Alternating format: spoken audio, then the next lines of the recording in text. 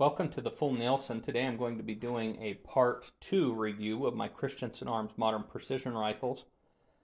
I own 3 of these rifles now. I first picked up the 300 Win Mag that you can see in the top of the frame here. I would point to it with my hands, but in order to get all of these rifles in frame, they are down on the ground, so I can point to it with my foot, but it's that top rifle there. I had some problems with that rifle when I received it from the factory. The bolt timing was way off. Sent it in. They supposedly fixed some of that. The bolt timing on it still is not great, but I haven't had any extraction issues, so I haven't worried too much about that. When I got the rifle back, I took it out, and accuracy-wise, it performed very poorly. I was getting groups. The best groups I was getting were 1.5 inches, and my average groups were probably closer to 2 inches. Bad groups were 3 inches at 100 yards.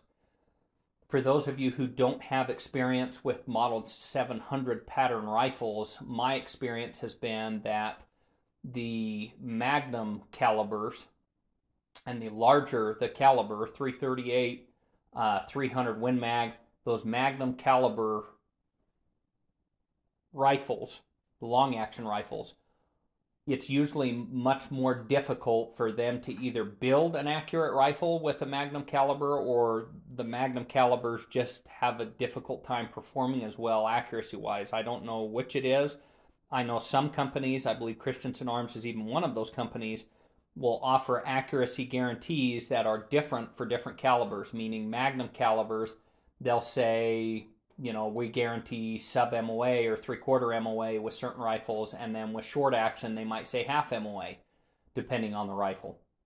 That's all of these, I believe, are guaranteed sub MOA regardless of caliber, but I know that's a thing with certain rifles that they offer, and that's a thing with other companies as well. So I'm not new to that. I've experienced that. For those of you out there who don't have experience with that, that is not uncommon to find that your Magnum caliber Model 700 pattern rifle is not going to perform the same as some of the short actions. Now, with that being said, sent it off a couple times. They got everything squared away with that rifle to where now it shoots sub MOA. I would say with my loads, I'm generally getting with 230 grain Burgers or 225 grain ELDM bullets. I am getting anywhere from 1/2 inch to 3/4 inch groups with that rifle when I do my part. Now, I ended up buying actually this one on the bottom that's now been painted, 6.5 Creedmoor 22-inch gun, 300 Win Mag's 26-inch. Anyway, I ended up buying this gun that you see here on the bottom after I bought that 300 Win Mag.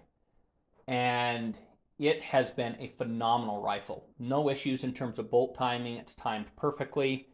In terms of accuracy, it groups extremely well, and I'll show you a picture of that today. I took both these out today since I've swapped the optics off of them. I've changed, getting away from Vortex optics. I'll make a video about that later, and I've switched over to Arken EP5s is what I have on a lot of my rifles now. They are just such great scopes for the money, but anyway, I'll talk about that in another video. So I went out to sight all these rifles in today and got them all sighted in. And I'll show you one of the groups that is pretty typical of what I have seen with the 6.5 Creedmoor variants. I ended up buying another one of these because Euro-Optic was having an amazing sale on these. So I ended up buying another one of these for a great price. And if any of you are looking for any of these, I would highly recommend you check out Euro-Optic. At the time I'm making this video, they had that middle rifle that you see there. I paid, I want to say $2,200 or so for my 300 Win Mag.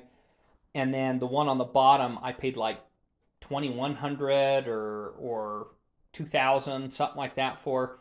Euro-Optic had the 6.5 Creedmoor variant with the 22-inch barrel for $1,500. And I checked it yesterday or today, and that deal was still going on. This is the pre-2022 model. I believe they changed the carbon fiber panel patterns or whatever that they use a little bit, but I think the barrels are the same. The actions, I believe, are all the same. Still using Trigger Tech triggers. So, amazing price for the rifle for what you're getting. The barrels alone are usually about $800. The chassis are another $800 to $900. and then you've got the action on top of that, the brake on top of that, the base on top of that. Like, you add it up, it's a smoking price. So I ended up buying another one of those. Now I went out and shot my brand new one, and after getting the thing zeroed, here's my 3-shot group, and that is not abnormal for the 6.5 Creedmoor variant of these rifles. They shoot extremely well. The other one, I shot a group that was virtually identical when I went to get it zeroed as well. They shoot very well. So if you guys are in the market, I know one of the big competitors nowadays is the Sig Cross.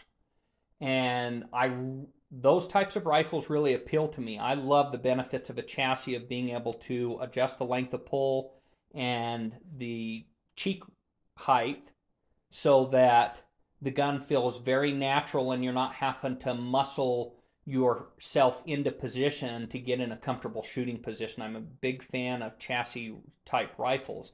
The thing that turned me on to these Christensen Arms MPRs in the first place was I don't compete, I don't shoot in competitions, and if you're going to go shoot in competitions, these are not the rifles for that.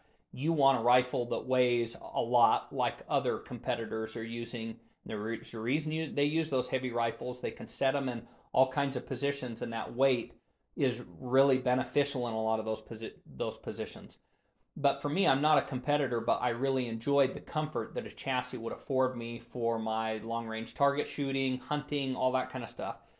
The other heavy precision rifles, of which I've owned many, were a pain to pack around in the mountains. Some of them were heavy enough that they would not even be legal to hunt with, and so I just flat out couldn't hunt with them. In the state of Idaho, you're not allowed to hunt with a rifle over 16.5 pounds. Don't ask me why. I think it's a stupid law. It doesn't matter if you have a rifle that weighs 6 pounds or 30 pounds. A 300 Win Mag's 300 Win Mag, as far as I'm concerned. I even called the Fish and Game office and asked them about that rule and said, why is this even a thing or whatever? And they gave me some silly, ridiculous, bureaucratic answer, as you can imagine. Anyway, that shouldn't even be a thing as far as I'm concerned. If you feel like packing around a rifle that heavy, knock yourself out. But anyway, enough on that tangent. I wanted something that would give me the benefits of a chassis and of a precision rifle without the weight of a precision rifle, so that you could still hunt with it. It was still packable, all those types of things, without the weight. And Christensen Arms came out with these. Pretty niche thing. Great design, in my opinion. Very poor execution initially, at least on my 300 Win Mag, and I still would be very reluctant to buy a long action from what I saw with my 300 Win Mag, even though they got it squared away. If you're willing to deal with the hassle of sending the rifle off one or a couple times to get one that'll shoot sub-MOA, which they're guaranteeing, knock yourself out. I'm not a huge fan of that, but my experience with these two short actions has been the opposite. Very well executed, no problems to speak of, and superb accuracy like I showed you. They feed extremely well and extremely smoothly. I really like them. There is one thing that I have seen with these that I've seen on a lot of other precision rifles, which is a minor annoyance of mine. And I'll see if I can reach down and show you this. I showed this on a Masterpiece Arms chassis, long action chassis. And that is, if you run the bolt on this, and these are all empty, but if you were resting this on the magazine and you went to rack the bolt, if the back of this magazine were resting, what you're going to get here, sorry, I'm trying to contort myself. If I put pressure on the bottom of this mag, that bolt will bind, okay? Now you can take a little material off the front of your magazines. So I can take this mag out, and I could take this section here, and I could, on these feed lips here, ramp those just slightly beveled so that that bolt, when it goes up, will basically run over the top of that and force its way where it needs to go. And I've done that on some of these. That's really something that should be fixed in the design, in my opinion.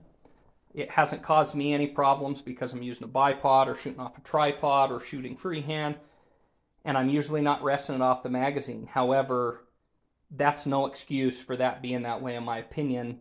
They should put something in the chassis that acts as a block and I've made my own in the past when I had to, but anyway, that acts as a block that doesn't interfere with your rounds feeding, but makes it to where that magazine sits in the perfect position and it's locked in, and that there's no way that by putting pressure on the magazine or anything you can cause a feeding issue of that kind. So that's the only cork that I have seen on these, on the short actions, or that still exist in this design. Very minor thing, but it is there just so that you guys are aware of it.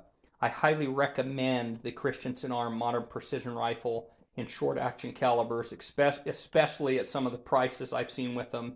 Nowadays, they're just a steal. I bought a second one of the exact same gun that I already have. Shoots virtually the exact same. The timing, the everything else is just awesome on it. I wanted to buy another one, but I just can't really justify having that many of them. But they're of all the precision rifles I've owned, and I've built a bunch of them, these have shot better in the 6.5 Creedmoor variant than any other rifles that I've owned. That type of group that I showed you, this is a 3-shot group. I could have shot a 5-shot group that would have been, you know, almost identical to this. I mean, just they just shoot really well. So I'm a huge fan of these modern precision rifles. Now, one of the main competitors of these that's out there right now that has some advantages, and I almost bought one, and maybe if SIG will send me one for review, I may review it. We'll see. The appeal of buying one with these modern precision rifles being at the prices they're at right now is kind of not there for me, but that is the SIG Cross. And the benefit of the SIG Cross is it has a monolithic upper, and the action for the rifle, it's basically more of like an AR-15 where the barrel is actually housed into your aluminum receiver.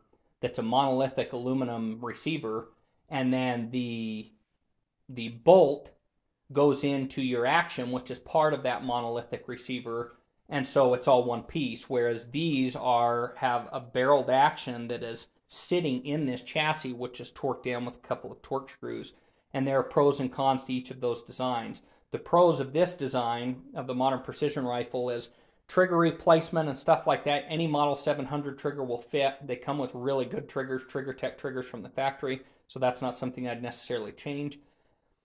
So that's one of the advantages of this particular design. The advantage of the design with the SIG is you're probably going to get something that overall is lighter weight than what you're usually going to get on something of this design. So that's the part that appealed to me with the SIG. I also like the shorter barrel lengths that SIG's offering. 18-inch barrel. I'd love to see a modern precision rifle in 6.5 Creedmoor with like an 18-inch barrel. I like the 22-inch. The 26-inch is pretty unwieldy, in my opinion. The 22-inch is pretty nice, especially if you're going to run a suppressor. I'd really like a shorter barrel on here. But anyway, that's just me. So, yeah, that's what I think of the Christensen Arms Modern Precision Rifles. I think they're excellent, especially for the money that they're charging nowadays. If you guys are in the market for this or SIG Cross, I'm going to tell you this. I have not seen a SIG Cross yet that would touch that kind of accuracy.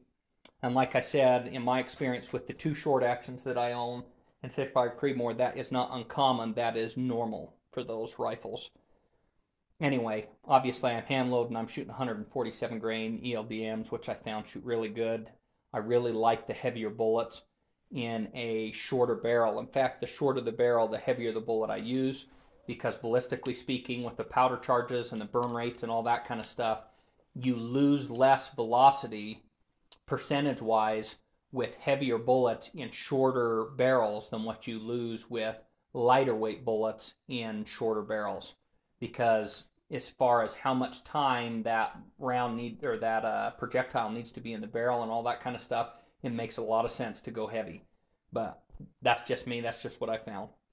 Anyway, if you guys have any questions or comments or experience of your own with the modern precision rifles, feel free to leave that in the comment section below. I know there are some people with a lot of negative experiences like I had with the Magnum calibers and the long action calibers. I would strongly suggest you guys, if you're interested in this kind of rifle, give them a shot in the short actions. I recommend them in the short action. Not so sure about the long action based off of my experience. But anyway, thanks for watching. Have a nice day.